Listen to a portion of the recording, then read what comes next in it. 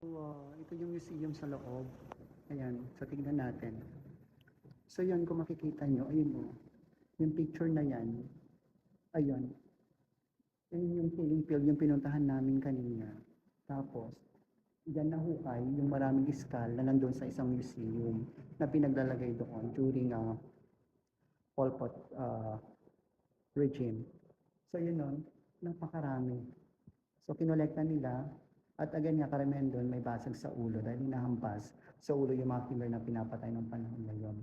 So ito, sabi dito ay mass grave, talagang maramihang pagpatay.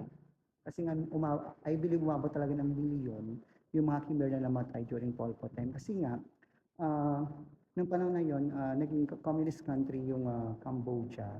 And pinangunahan ni Pol Pot, na si Pol Pot, na kung saan ay nagkaroon ng genocide. So, naniniwala siya kasi nung panahon na yun na kailangan ay bago lahat.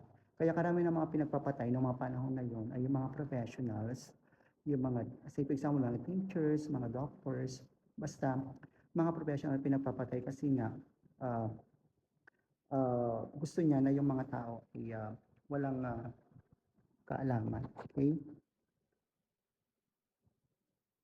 Kaya mm, pinatay yung mga Khmer ng mga panahon na yun kasi sa pamumuno niya.